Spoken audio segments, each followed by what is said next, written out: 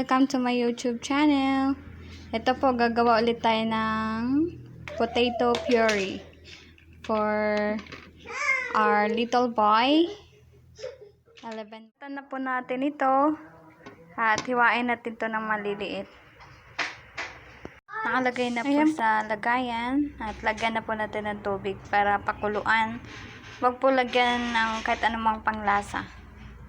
Para healthy po yung baby natin. I-check po natin kung lumambot na. Pag lumambot na po siya, yan.